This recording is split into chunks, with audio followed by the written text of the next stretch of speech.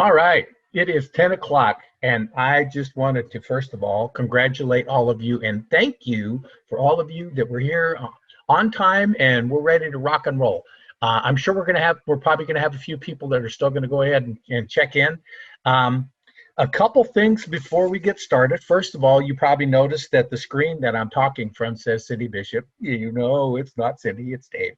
So, but I did want to make sure that everybody takes the opportunity to, and it looks like quite a few of them that have been on these have already recognized the chat box. And that's going to be a very important one for us today because I do want to make this interactive. There's going to be some times I will ask questions and I would appreciate you guys weighing in on that.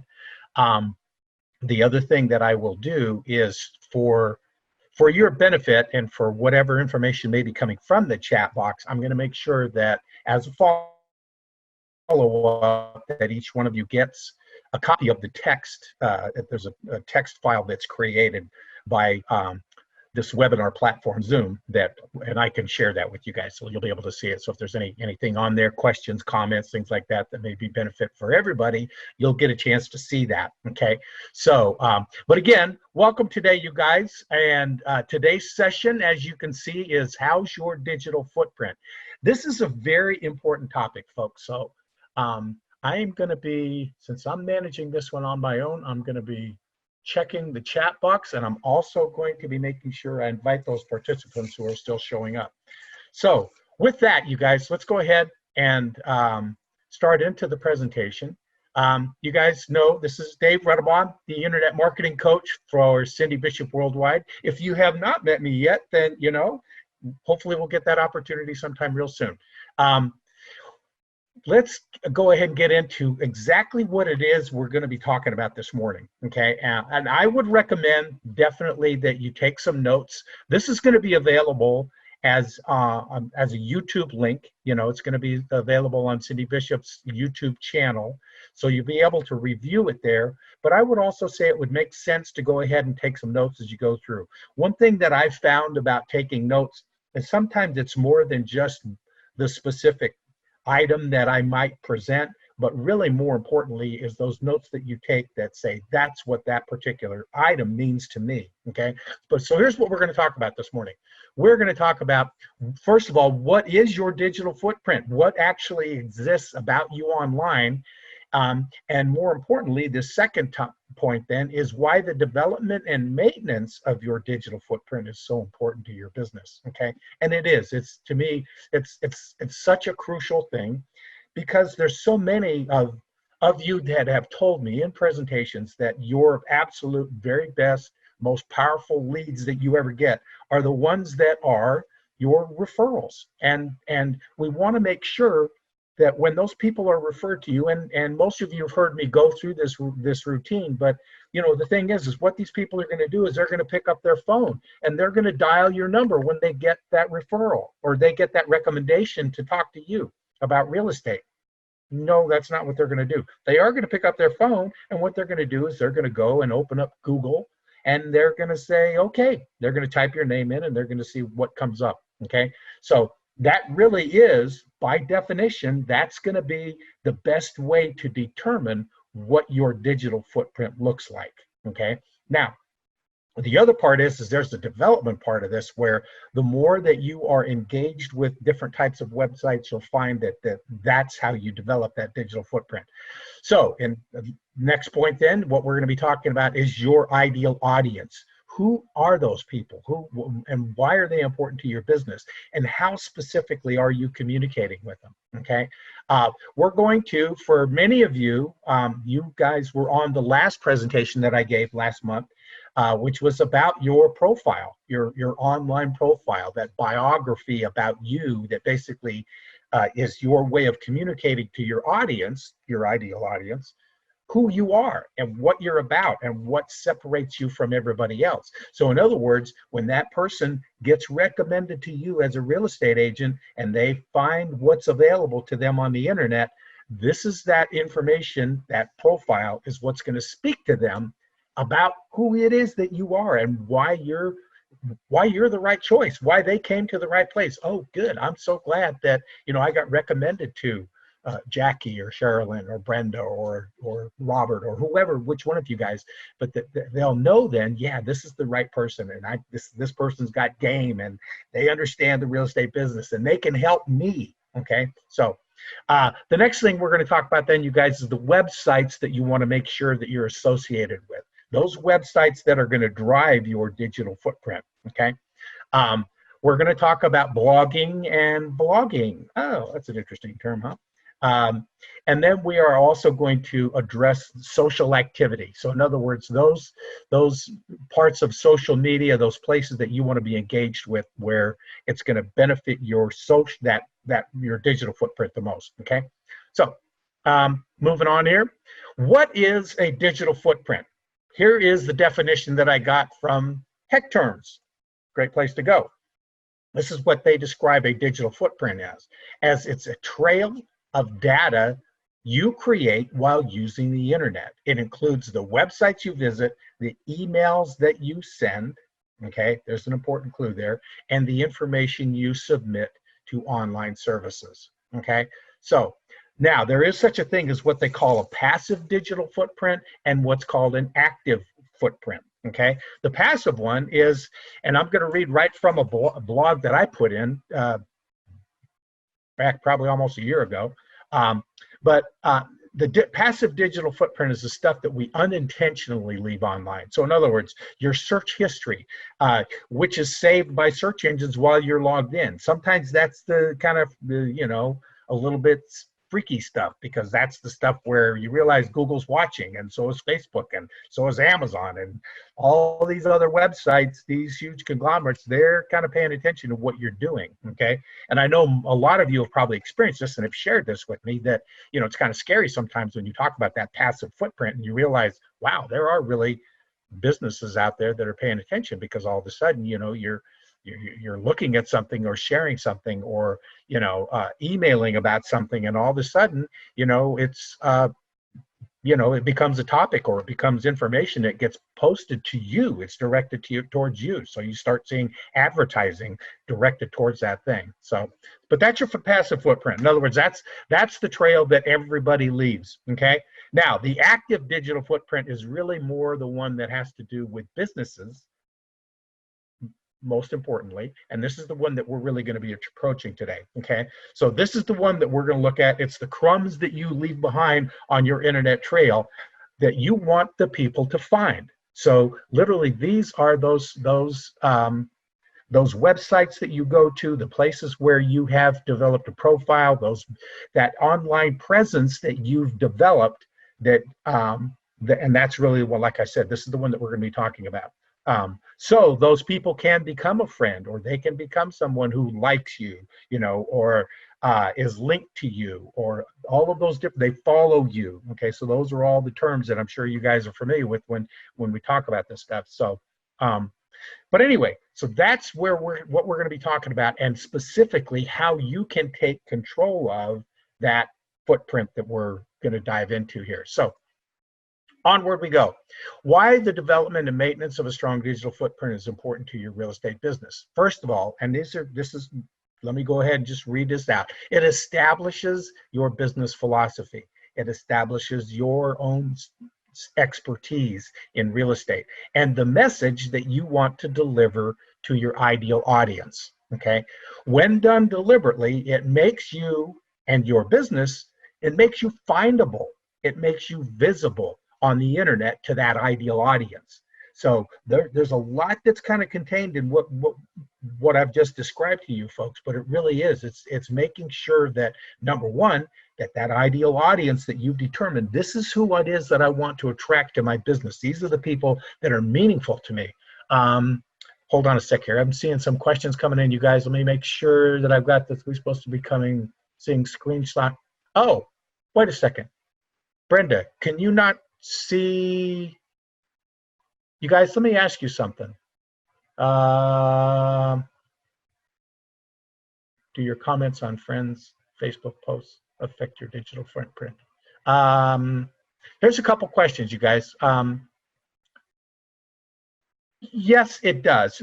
Mostly, to answer the question about comments on friends' Facebook posts affect your digital footprint, more than anything, it's not necessarily your whole digital footprint, but really your footprint on Facebook, okay? But there's also, Brenda, I'm concerned. You don't see, let me ask you guys just real quickly, if I could have you weigh in on the chat box. I just want to make sure everybody's seeing this presentation. Are you guys seeing the presentation as I go through the slides? No. Oh my goodness. Okay, wait a second here. All right.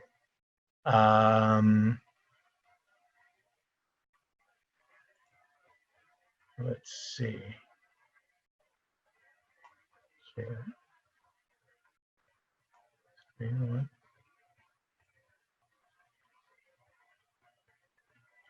Let's see if that makes a difference, you guys.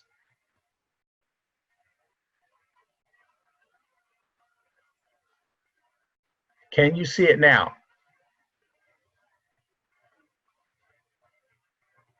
Hold on a sec here, you guys. I have to jump over. There's a couple more people that are.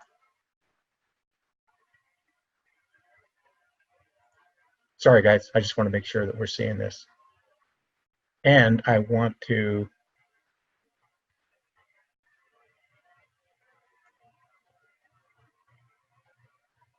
Okay.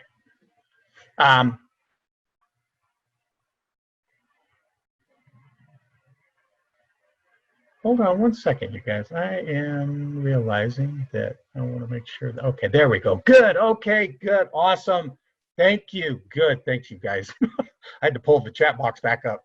All right, we're still kind of making sure we understand the way Zoom works. So let's talk about who your ideal audience is, okay? Your ideal audience is made up of several different categories of people, if you will, okay? First one is your current database. Who is your database, okay?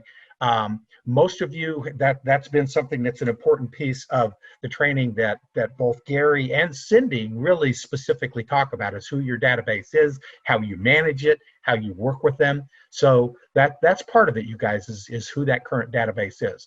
The second thing is who you want to be adding to your database. So in other words, you want to be thinking about in terms of the keywords. Now, I don't want to get too far into the weeds on keywords, because that can be a topic completely by itself, and that's something I want to make sure that we get scheduled sometime soon, is to focus in and talk about keywords, how to develop them, okay? Good, thank you, Robert, I appreciate that. Good, all right, you guys. So, but it's getting back focused on this. It really is. It's about using the keywords for the way that you want to attract people. So in other words, if you're specific, and I'm just going to throw this one out, is condominiums in Manassas. Okay, that's not necessarily an ideal audience, but those people that would be searching for those, it's using the keywords that are going to focus attention on driving traffic to that specific audience. Okay, and here's the thing that I would tell you about this, you guys. The ideal audience, I know that sometimes a lot of agents have difficulty with and are a little bit gun shy when it comes to focusing in on a niche, okay?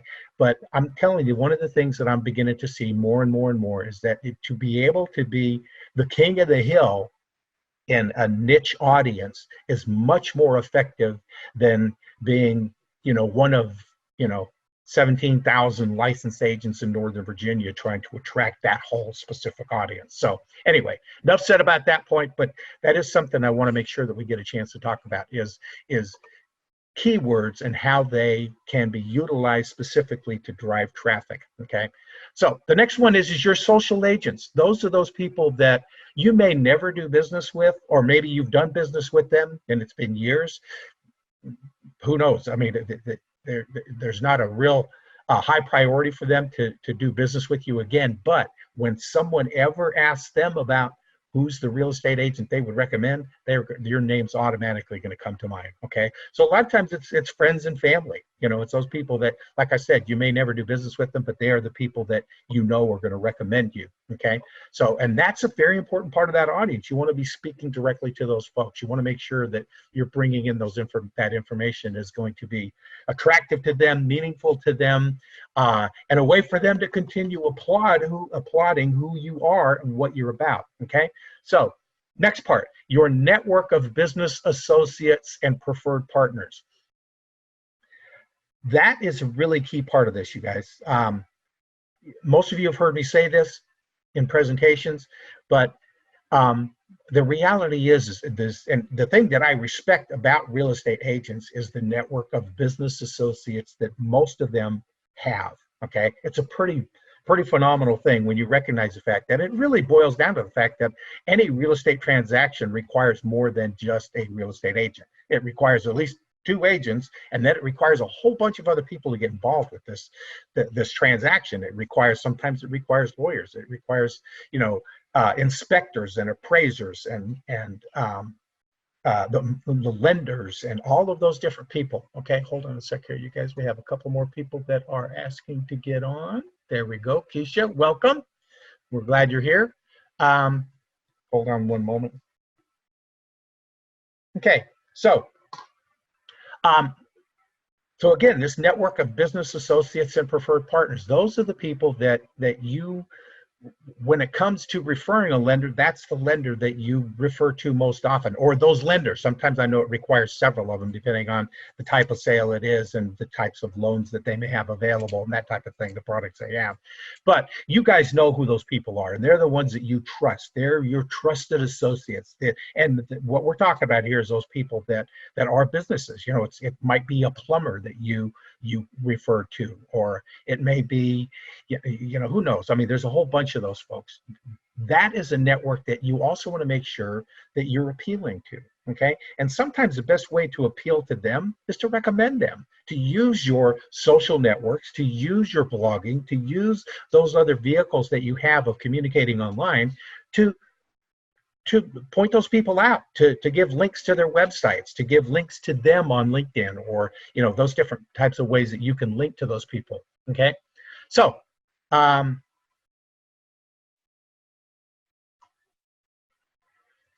let's talk about this just real quickly, you guys. And again, this is your profile revisited. For those of you that have been to presentations where I've talked about your profile, especially if you were at the one last month, here's just a couple of things to remember about your profile that are really key. Number one, you want to make sure that your profile is well written, that it has the keywords. We talked about that. But it also needs to be something that is that has some emotion to it. People like they want to like you, trust you, and know that you're competent. Those are the 3 main things that you want to be able to do with it. Plus, you also want to be engaging. You want to be entertaining. So those are some of the things you want to think about as you write your profile. And so, number one, it's well written. Number 2, it's keyword centric. In other words, it focuses in and includes those keywords that are going to drive traffic to you. Real simple way of defining what keywords are, you guys, is what are the terms if someone was going to Google and you wanted them to find you, other than your name, but what would be the things that they would type into a Google search query that would drive traffic to you, where you would have something to say about that. Okay, so that's really what I mean by keyword centric. And then the third thing about your profile that's important, and you'll see this as we get into some of these different websites that we're going to make sure that your digital footprint is strong on, is that it needs to come in 3 different sizes. A small, which is literally probably between about 120 characters up to as much as maybe 180 characters, not words, characters, okay? Those are the small ones. Those are the ones that fit into, there's one about section, for instance, on Facebook that literally that's what it is. It's about 150 characters is what Facebook allows. There are some of the real estate related websites that you want to make sure that that's the type of description that you have of who you are. So that needs to be impactful in very few words, okay? So that's the key part. Then there's a medium-sized one. That's the one that's maybe a paragraph or 2, could be as much as 400 or 500 characters, that type of thing. But it's a medium-sized one that will accommodate those different websites that are going to require that type of thing, okay? And then the last one is the large one. That's the one where you take time to really write this thing out, to really focus in on describing who you are, what you're about, what separates you from your competition, okay? So again, this is a revisited thing. We're just kind of hitting on this real quickly. Just real quickly, how many of you guys, if you could weigh in, and I'm going to check back and look at the chat box to take a look at what your answers are, but how many of you have actually taken the time to develop those 3 different types of profiles, or any one of those 3? How many of you feel good about what you have as far as your profile? If you could just weigh in real quickly with a yes or no, I would really appreciate that. So, good. All right, Michelle, thank you for weighing in. Good. So, oh, very good. This is good, you guys. Awesome. I love this. This is going to be great. Good, good, good. Okay. No, this is good, you guys. So, and again, I think you recognize how important this is. So let's move on. These are, and this is the one, you know what, in fact, what I will do is I'm going to take this exact slide, all of the list on there, and send it to each one of you guys, just so you have kind of a checklist. You know, you can refer to this as on the video form and that type of thing, but I want to make sure that all of you guys that are on this have been able to have this information. So the first one, to me, you guys, the most important one, honestly, is your own personal website, yourbusiness.com, whatever that is. Mine is Your Biz Social, but it's that website that that drives, that really you have the most control over. That's the best way to describe what I'm getting into here, you guys, is it's the website you have the most control of. It's the one that you can tweak, change, readjust, add more pictures, add anything that you create that is digital in nature. This can be put on your website. Okay, it's a way for you to capture your leads. It's a way for those people when they are visiting you, and that really should be, when they do that Google search for you, that should be the very first one that shows up in the search results. That should be number 1 in your search results. So if you haven't been if you haven't taken the time to get that developed, folks, I would say you absolutely want to make sure that you're doing that, that you're focusing some attention and investing some money a lot of times, and making sure that you have a website that does all the things that you want it to do. And it's something that you can take with you, even if you end up leaving whatever broker you're with right now, that this is that space that you're going to be able to take with you. It's not tied into necessarily Remax or Keller Williams or, you know, Weichert or whatever brand name you might be associated with. Okay, so enough said about that one. Let's move on. Google. That one is a really, really important one, folks. Real quick question. A lot of you guys have heard and seen the presentations that I do on Google My Business. How many of you have taken the time to claim your space on Google My Business? I'm going to be watching for answers. Oh, good. Thank you. Good. Perfect. Okay. A lot of you guys have. Very good. Awesome. And if you haven't, I would say, because we're going to have a connection by email, make sure you let me know, because that's something that I've got some things I can send you that will help you make sure you're claiming that space. Because to me, it's the most important one. It's the one where you do a search on Google, and let's consider taking a look at a desktop real quickly, you guys. I'm not going to jump off this slide, but just imagine for a moment, they do that search for you, and nothing shows up on the right-hand side, okay? That's what I'm talking about. Google My Business then is that way that you can own that space, and it's amazing. Google is doing a lot to, good, thank you, Robert. I appreciate you sharing that. So, but that is the space, you guys, where it's so much that Google is doing with that, where you can put in things like events. You know, you have a open house coming up, you could post that on Google, so it shows up in those search results. You can put video on there. There's tons of pictures. You know, there's all kinds of things that you can do with that space to make it even more powerful. Okay. So the next one is YouTube, you guys. If you're going to be on Google, then guess what?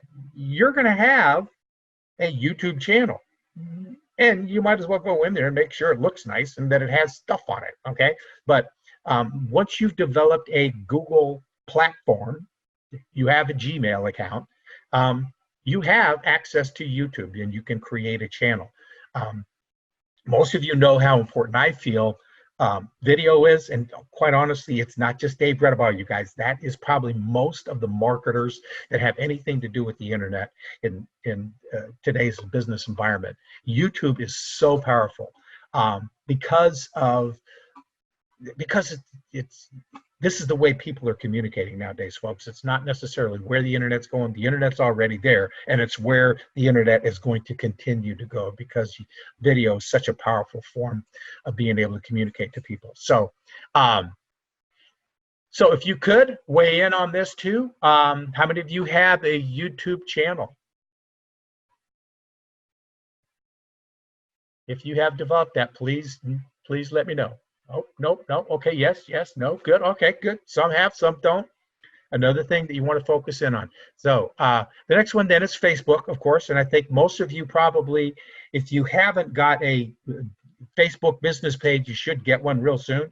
But I would probably say that most of you have accomplished that piece, has gotten a Facebook business page. Again, this is another one, you guys. I mean, it's amazing to me how often I actually have found out where people are realizing that people are using Facebook, believe it or not, for search. Okay, so you want to make sure that you have that space, you guys. And just the fact that Facebook is the largest social media channel out there, 2.3 billion people are on Facebook. It's too big to ignore, and it's too powerful, because more important than the number of people that are on Facebook, it's how frequently people are on Facebook. Okay, so next one, LinkedIn. Here's the reason why I say LinkedIn. Some people still question that, real estate agents going, well, you know, I mean, I have a profile, but I haven't really spent any time with it because I'm not really sure how much it has to do with generating business for me. Guess what?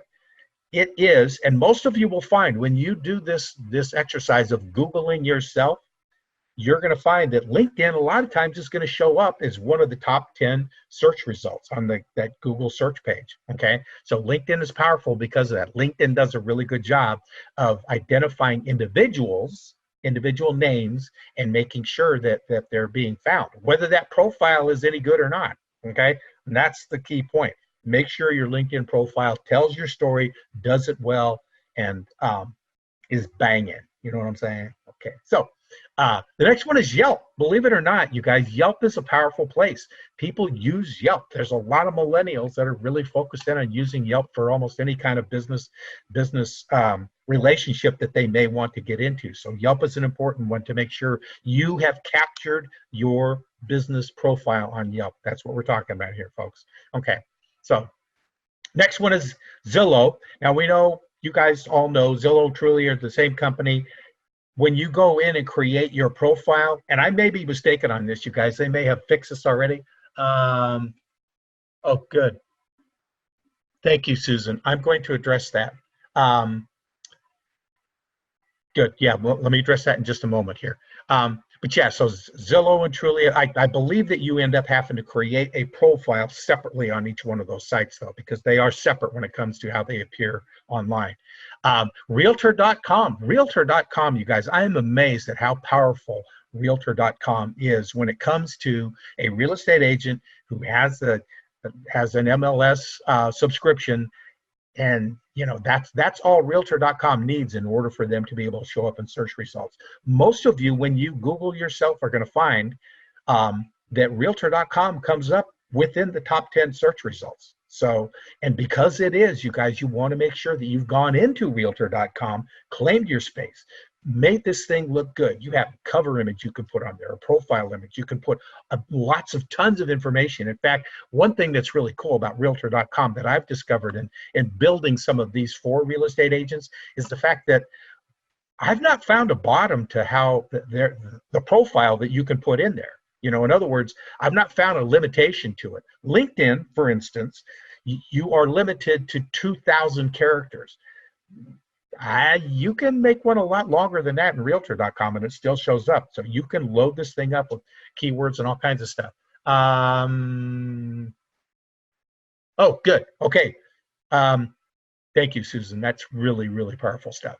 I'm going to get into that here in a second. So Realtor.com, I'm not even sure how to pronounce this, you guys, but it is the site Movoto. I'm not even sure how to say it. But anyway, it is a real estate site. Some of you may or may not be familiar with it.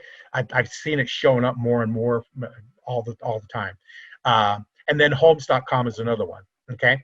The last one I have on this list, and I'm going to add some more that I just got as a recommendation from one of you guys in the chat box, but if you are part of a big brand. So if you are, you know, a Remax agent, Keller Williams, you know, Wyckoff, all of those big brands are going to have a website that's created just for you, okay? And I'd make sure that you take some time to develop as much of that as possible, okay? Make sure you've taken your profile and put it on there. Make sure that you've gotten pictures on there. Make sure that you have taken some time to be active enough on that to make this thing a powerful piece of the search, because those companies do a very good job, again, of search engine optimization for their website, and you're part of that. So that's likely going to be one of those sites that comes up when you do the Google search. Okay, now, in addition to those, you guys, here's a couple that, as a recommendation from Susan. She says, some other sites to consider is, and I don't know what all these abbreviations stand for, CRS, residential specialist, right? Okay. But anyway, the CRS, ABR, and SRES are all real estate related websites that when you have those designations, you've gone through the training to do that, to get those qualifications, you guys, you want to make sure that you are associated with those designations. Really powerful, because I know that those ones really do separate you. They show a distinctive factor about the type of training that you've done and what it takes to be part of those, to have those designations, okay? So those are really important ones. So here's the question that was a follow-up question then. Good. Yes, and I will address that, Robert. The question is can you use the same bio on these web pages, or do you have to write different ones for each one of these pages? Very good question. This is the reason why, you guys, when I talk about the profile, that I talk about creating 3 different ones, a small, a medium, and a large one, okay? Sometimes you have to tweak it. But the concept here, you guys, is when you are consistent with the message, when the keywords that you're using to attract that ideal audience, all of these pieces are, you're going to see the way these all go together. When you're using the right keywords to attract that audience, you want to be consistent with that message. So the profile that you have on LinkedIn should be an exact replica of the one you have on Realtor.com. Should be the same thing as what you can put in the part on Facebook business page called Your Story, okay, which is another one that almost is an endless one. So, but you create those things so that way you've got them, you can tweak them, you have them saved as a Word document someplace, okay, so that you can actually go in and redo them from time to time. But the good part is that then you have this consistent message that's showing up on every single one of these websites. And what it's going to do, that consistency of message, you guys, here's what Google looks for, is they look for the 2 different things that drive a search and what shows up. So if I'm searching for Dave Redabaugh on Google, this is what Google is going to serve up as the top 10 results. That's the first page. Not many of us go to the second page. In fact, I don't remember the second time I ever did that, or the last time I ever did that. But anyway, those top 10 results, okay, what's going to show up there is the things that, number 1, are the most relevant to the search, okay? What websites that have Dave Redabaugh associated with them are relevant to someone looking for me, okay? So, and the next one is the term that they use is authoritative. Another one I like to use is popular. So, so in other words, and that's where that consistent message being posted on all these different spaces becomes so important, because when your Facebook, Your Story, and LinkedIn, and Zillow, and Realtor.com, and all of those different places have the same consistent message, and more importantly, your own business website, then what's going to happen is that becomes authority. That then shows, oh, okay, well, yeah, Dave Redabaugh, is, that's a term that, it shows up in a number of different places. So that means there's some authority to when people are looking for me, looking for that particular search term, okay? Hopefully that makes sense, you guys. I know that and to me, it's such an important piece of this, you guys. It really is. So that's kind of the way you want to direct these things. And that's why that first step really should be making sure you got your profile down, making sure that you've taken time to develop those 3 different sizes so that it'll fit into any one of those platforms. So hopefully that answers the question, Susan, because it really is. The question being, using the message, yes, use the same one. If you can, plug in the long one, okay, because that's going to have the most keywords associated with you and your business. But wherever there is a limitation to how much space you have, that's why you have 3 different profiles. Does that make sense? Okay, so good, awesome. All right, you guys. So that is, so here, now let's go ahead and talk about this. This is another piece of propelling you in search results, making sure that you're being found, being visible online, is blogging. Blogging is such a powerful way to do that, you guys, because it's continuing, using the word I just used talking about Google, it's continuing with the authoritative piece of being found online. Okay, when you're blogging, when your name is associated with it, and whenever you blog, you want to make sure that you include who you are, who you're trying to attract, and how you do that. Okay, those are really the 3 king. You know, that's like the introduction of who you are. That's the author of this particular blog. Okay, then within the blog, you want to make sure that as you're writing, you guys, that you get used to using keywords. Now, here's something that I want to throw out to you, and here's a note that I would appreciate you guys taking. One of the most popular, most visible blogs that exists is a guy named Seth Godin. Okay, let me go ahead and go to the chat box real quick so you guys can have record of this. This guy is my, oh good, Susan, I love that. Susan says she loves him and reads him daily. So and so she will appreciate exactly what I'm talking about with this, you guys. This guy is, he's my guru. He's my mentor. And he's one of the most powerful voices, I think, in marketing today. But when you take a look and you search for Seth, in fact, you don't even have to put in his last name. If you do a Google search for Seth, he's going to show up probably in the first 3 to 5 search results. Okay, so but here's the thing, you guys, is if you look at his blogs, sometimes he gets wordy. Sometimes he'll have something that could take up several thousand characters, and he gets into a lot of details.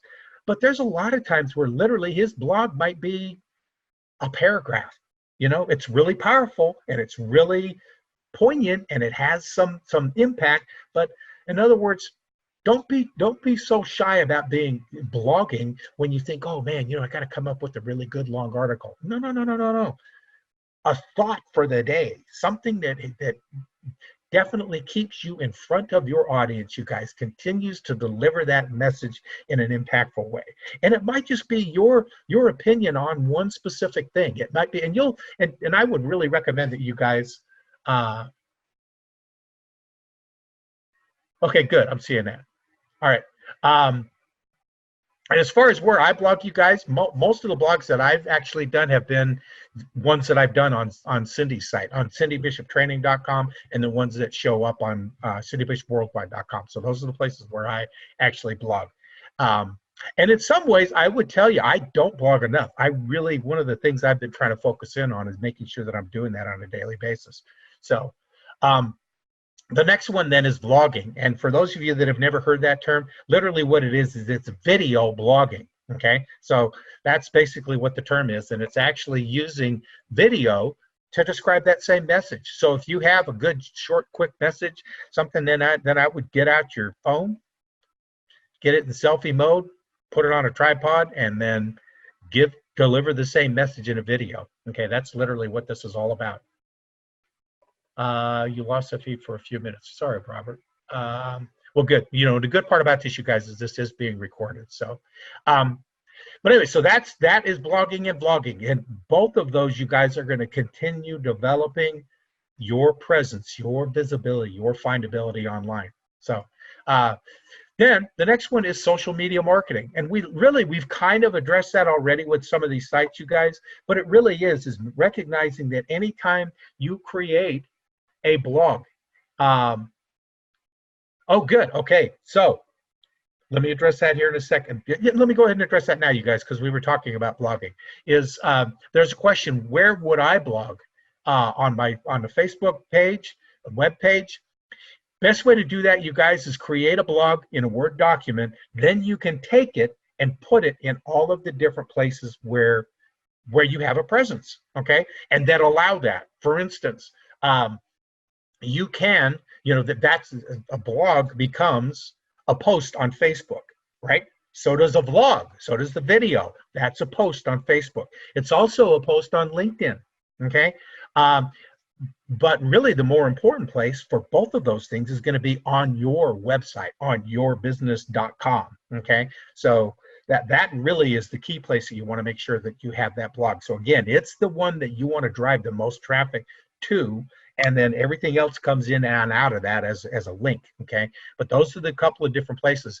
The other thing too to consider, you guys, is to be a guest blogger. That adds to the authority part of this whole discussion that really becomes powerful. Okay. For instance, and some of you have heard me talk about, man, I'm trying to remember the site now. It's there's local pages where you can have, oh man, I'm sorry, you guys, I'm drawing a blank right now, but there's local newspapers, if you will. Patch, there we go, sorry. Now we got it. Patch is another one, you guys. Patch is a place where literally they're always looking for, and what they are is they're an online local newspaper. They have contributors from different industries. Some of them are journalists, and that's what they do, is they find the news about Manassas or about Fairfax or about DC or whatever. I mean, there's patches that are literally all over the place. You type in a zip code and Patch will show you this is the local online newspaper. Patch, yeah, let me go ahead and put that in, you guys. patch.com. Okay, so it's, like I said, it's a local thing. But here's the thing, is that it's also a place you can be a contributor on Patch. You can be that local Manassas expert, if you will, to say, yep, this is what's going on in real estate in the Manassas community. Okay, so you can be a guest contributor to Patch. So that's something you need to take some time to investigate, but I'd take a look at that.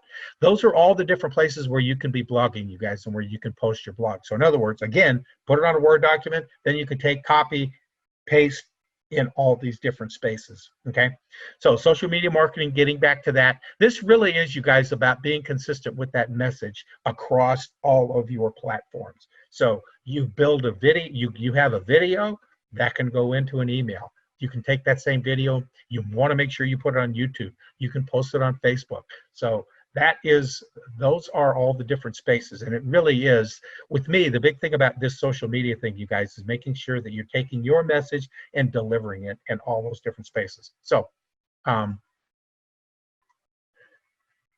the main thing that I want to throw at you with this, you guys, with this discussion, is you start with Googling yourself. Type in your name, okay? And as a separate Google, not necessarily the same one, you guys, is you want to Google your business name. So if you've identified and created a business name that is part of your branding, you want to Google both those different names separately. And then what you're going to see is your digital footprint. This is exactly what we're talking about, you guys. Now, what the next step is in this process then is to make sure that you are managing each one of those sites that are coming up. And if you don't necessarily like the ones that are showing up, if you manage those, that'll help, because it'll be the right message. But more importantly, the more that you build into the sites that you want to be found on, those are the ones that are going to start showing up.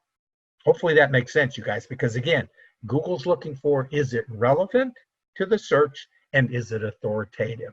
Okay, those are the two different terms that you want to really kind of capture when you think about how you develop and manage your digital footprint. Okay, so So you want to be deliberate about the places where you show up and what they say about you. And you want to be deliberate about making sure that you're building on your specific your messaging, and also those, like I said, those sites where you want to be found. All right, so here we go, you guys. This is the end of the presentation, not necessarily just, I'm not going to cut this off right now. Here's what I would like to ask, because a lot of you have been, and I want to go back to the chat box real quickly here, you guys, but I just want to make sure that I haven't missed anything that you guys have maybe weighed in on. No, this is going to be good follow-up for me. It's going to be good follow-up for you as well, you guys. But if you have questions about any of these things that we just discussed, if you could weigh in on that real quickly. I don't want to keep you all this morning, but I want to make sure that the time that we've invested has been worthwhile and that you've gotten some out of this. But if you could just real quickly let me know if this was beneficial to you guys, I would appreciate it, okay? So,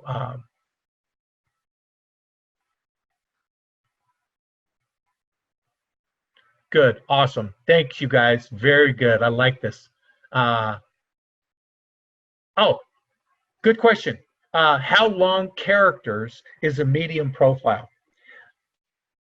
I would say a better way to define it is it's probably 2 paragraphs long, and maybe a good thing to be shooting for is something probably between 400 and maybe as much as 800 characters. Okay, that's going to fit in most of these different places, you know.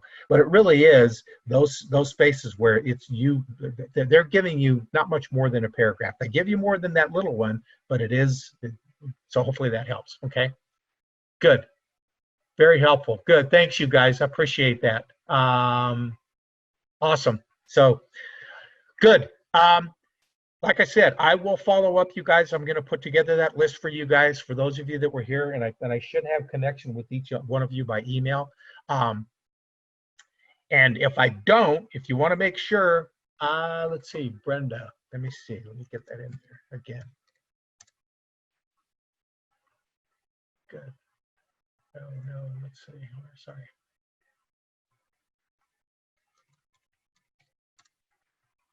There we go. Good. Seth Godin is his name, you guys. But like I said, I'm going to send you that list. If you are concerned whether or not, if we have an associated back and forth with an email at some point, just so that we know we're going to find each other, my email address, and I'm going to go ahead and type it in here so you can just introduce yourself to me online. But this way, everybody will have mine. Oh, good. Thank you, Robert. That helps. Yeah. So that way we've got email addresses. Good. Awesome. So I will make sure that I send you some follow-up on this, you guys. And then the other thing that I would ask is if you do have any other questions, because a lot of times you go through these presentations and you get off and you're going, oh, wow, I should have asked them this, or, oh, this is something I wish I knew a little bit more about. So make sure you take some time to do that. But again, thank you guys. I really appreciate you being here today. And what I'm looking forward to is seeing how this is going to get out to you, that you're going to be able to utilize this information and start showing up big time on the internet. Have a big banging digital footprint. All right, you guys. Appreciate you. Have a great one today.